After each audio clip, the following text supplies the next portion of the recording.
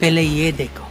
सात गारंटी सुधांशु जी, वो भी कांग्रेस पार्टी ने भी वहां पर रखा है। मेरे दो प्रश्न है आपसे, दोनों का जवाब दीजिएगा, जो अभय जी कह रहे हैं उसका भी। लेकिन एक मुख्य बात यह है कि आपके लिए उन तमाम जगहों पर, चाहे लोकसभा चुनाव हो, विधानसभा हो, तीसरी बार जब आप जा रहे हैं, आपके वोटर में जो आपका कोर वोटर भी है, उसका एंथुजियाज्म बहुत कम हो गया है। सही बात है। वोटिंग को लेकर तो आपको इसका खामियाजा यूपी कई जगहों पर, देश भर में भी भुगतना पड़ा है। वोटिंग परसेंटेज गिरी, आपके कई वोटर्स निकले नहीं, उनमें वो जोश कम हुआ है। और दूसरा मुद्दा है परिवारवाद पर। Good question. आपने चाहे वो 14 हो, 19 हो, 24 हो, बार बार आपने घेरा, विधानसभा चुनाव में आप घेरते हैं। फिर उन लोग वो देख नहीं रहे क्या कि आपने श्रुति चौधरी को क्यों टिकट दिया? वो देख नहीं रहे कि आपने भव्य बिश्नोई को क्यों टिकट दिया? पूरी लिस्ट है सर, बहुत लंबी।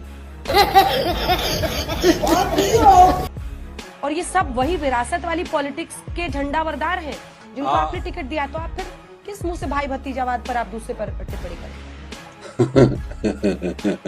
पहले तो मैं कहूंगा, अभय दुबे जी शुरू हुए तो क्या कहने लगे, देखिए हम तो परफॉर्मेंस की बात करते हैं और ये जात की बात कर गए। हम तो नहीं आए, ये जात सियासत की बिसात के ऊपर तो राहुल गांधी बोलते हैं, क्योंकि परफॉर्मेंस में वो आज तक कांग्रेस के सबसे असफल अध्यक्ष रहे, इसकी मौका सबसे असफल नेता रहे।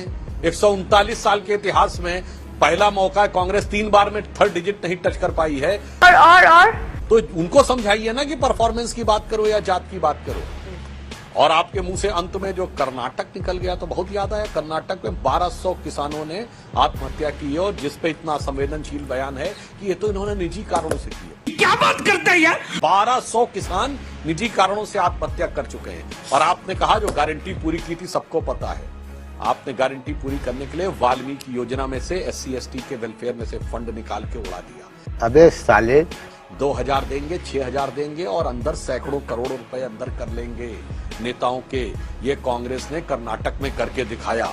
हम मालूम है, तेरे बाप को मत सिखा, चल। अब उस पे आते जो परिवारवाद की बात कही अंजना जी, मैं कई बार आपके चैनल पे भी बोल चुका हूं, परिवारवाद और परिवार में अंतर होता है जैसे पूंजी और पूंजीवाद में अंतर होता है। अच्छा, पूंजी सबको चाहिए, चाहे नौकरी के माध्यम से मिले या व्यापार के माध्यम से मिले, जीवन यापन करने के लिए। पूंजीवाद ये होता है कि सारी पूंजी मेरे पास। तो परिवार का व्यक्ति राजनीति में नहीं आ सकता, ये प्रतिबंध नहीं लग सकता। परिवारवाद ये होता है कि पार्टी ही मेरी रहेगी। आज हम 2024 में बैठे हैं, जाके चेक करिए।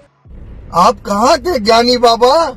1929 में कांग्रेस के अध्यक्ष मोतीलाल नेहरू थे और वहां से 1930 लाहौर कांग्रेस में नेहरू जी को मिला और आज तक उनके पास है। और मैं चुनौती से कहता हूं, कम्युनिस्ट पार्टी और भाजपा छोड़ के जितनी पार्टियां हैं, सुनिए, RJD हो या सपा हो, 90 से बने परिवार पर ही 35 साल से कंट्रोल।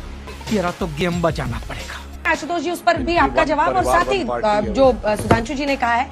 लेकिन परिवारवाद की ये परिभाषा क्या, छोटा छोटा जवाब दीजिएगा। आइए देखते हैं। देखिए अंजना जी, जब भी नरेंद्र मोदी के युग का असेसमेंट किया जाएगा तो ये कहा जाएगा कि अटल आडवाणी के जमाने में गैलेक्सी ऑफ लीडर्स पैदा किए उन लोगों ने।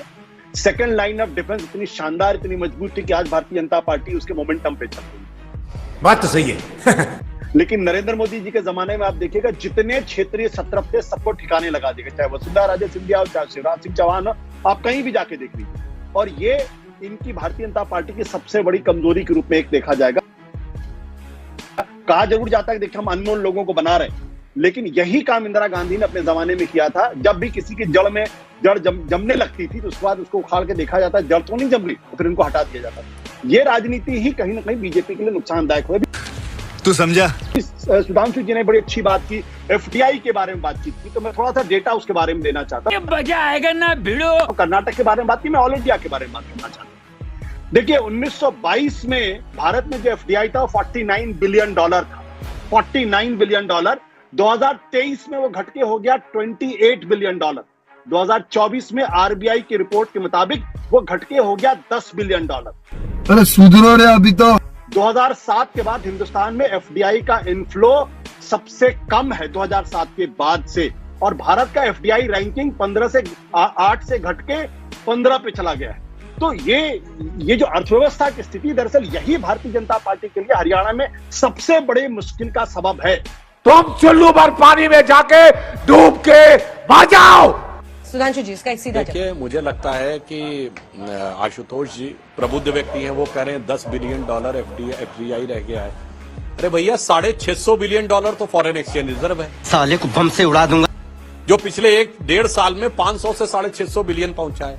मतलब फॉरेन एक्सचेंज रिजर्व 650 बिलियन है और रह गया है 10 बिलियन।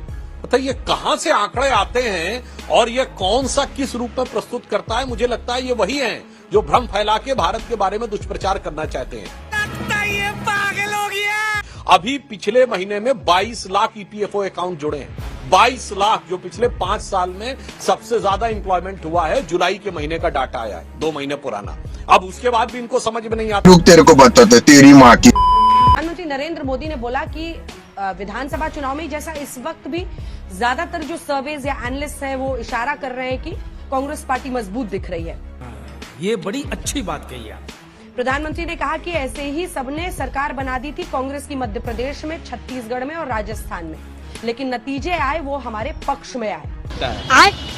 ऐसे में क्या कि कोई एक पार्टी आपको ज्यादा मजबूत दिख रही है?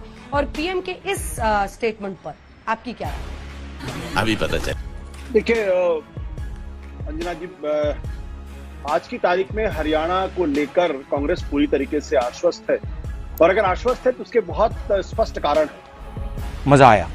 अगर आप भारतीय जनता पार्टी का वोट शेयर अगर आप सिर्फ पार्लियामेंट इलेक्शन से 2019 और 2024 और उसके बाद उसके असेंबली इलेक्शन अगर आप तुलना कर लें तो आपको इस बात का पूरा अंदाजा हो जाएगा कि दरअसल क्यों कांग्रेस पार्टी इतनी ज्यादा आश्वस्त है और क्यों लोग ये कह रहे हैं कि हरियाणा के अंदर कांग्रेस पार्टी को बढ़त हासिल है आज की तारीख में। बात तो सही है। पार्लियामेंट इलेक्शंस और इस बार असेंबली इलेक्शन में 12% का वोट ड्रॉप हुआ है भारतीय जनता पार्टी का, जो नॉर्मली होता नहीं है।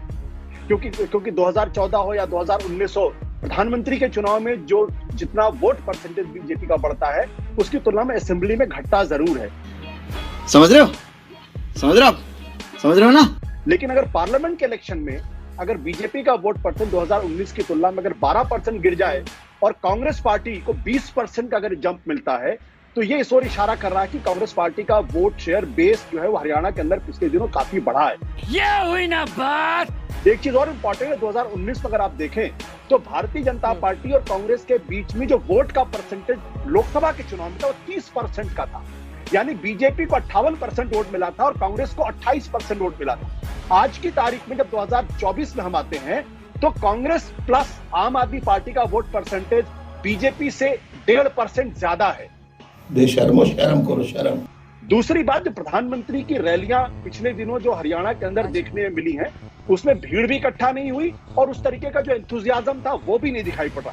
तो इस ओर भी इशारा करता है कि कहीं ना कहीं कुछ ना कुछ गड़बड़ गड़बड़ बाबा। तीसरी बात कि आज की अभी पिछले दिनों जो सर्वे हुआ CSDS का, उसने ये भी दर्शाया कि प्रधानमंत्री नरेंद्र मोदी और राहुल गांधी की लोकप्रियता लगभग बराबर है, जो अपने आप एक इंडिकेटर है। चौथी बात, जो सबसे बड़े नेता मनोहर लाल खट्टर वो पोस्टर से पूरी तरीके से गायब है। तो इशारा है कि कहीं ना कहीं बीजेपी वहां डिफेंसिव और कांग्रेस पार्टी का मोमेंटम गेन कर रही है। क्या बात है सर, क्या बात है। विनोद अग्निहोत्री जी, आपकी क्या राय है इस पर? मुझे लगता है कि आंकड़ों की बात उन्होंने कर ली है, लेकिन कुछ तथ्य हैं जिन पर हमको गौर करना चाहिए। 2019 में जब भारतीय जनता पार्टी लोकसभा चुनाव बहुत तूफानी ढंग से जीती थी पुलवामा और बालाकोट स्ट्राइक के आलोक में, और उसके तुरंत 2-3 महीने बाद हरियाणा के चुनाव हुए थे जैसे अब हो रहे हैं। सवाल जुम करो। और तब हरियाणा में भारतीय जनता पार्टी 40 सीटों पर अटक गई थी आकर के, और पूर्ण बहुमत नहीं मिला था। तो इसका मतलब ये था कि उस वक्त हरियाणा की जनता ने एक संकेत दे दिया था कि वो मुख्यमंत्री मनोहर लाल खट्टर के कामकाज से खुश नहीं है, इसीलिए पूर्ण बहुमत की जो सरकार थी भाजपा की वो 40 सीट पर अटक गई और उसको गठबंधन करना पड़ा जेजेपी से। वाह मोदी जी, वाह। उसके बावजूद भाजपा नेतृत्व में मुख्यमंत्री खट्टर को नहीं बदला और खट्टर साहब 4.5 साल और चले। 4.5 साल चलने के बाद, यानी 9.5 साल के बाद भारतीय जनता पार्टी के नेतृत्व को, प्रधानमंत्री मोदी जी को यह एहसास हुआ कि खट्टर साहब से गाड़ी चलने वाली नहीं है और इसीलिए ओबीसी मुख्यमंत्री के रूप में नायब सिंह सैनी को लाया गया। क्योंकि 2024 का लोकसभा का जो चुनाव था उसमें जो आधे पर बीजेपी और कांग्रेस को कर दिया, उससे भी भारतीय जनता पार्टी का नेतृत्व सतर्क हुआ। देखो लेकिन एक तो नायब सिंह सैनी को समय कम मिला, दूसरा नायब सिंह सैनी उस तरह के पिछड़ों के नेता हरियाणा में नहीं है जैसे शिवराज सिंह चौहान मध्य प्रदेश में थे। बात तो सही है। हुड्डा और अब तो शैलजा भी आ गई और राहुल गांधी खुद मैदान में है। तो ये दिखाता है कांग्रेस का मनोबल यहाँ काफी बढ़ा हुआ है। बेकार है भैया, मैं तो टूट गया मैं तो अब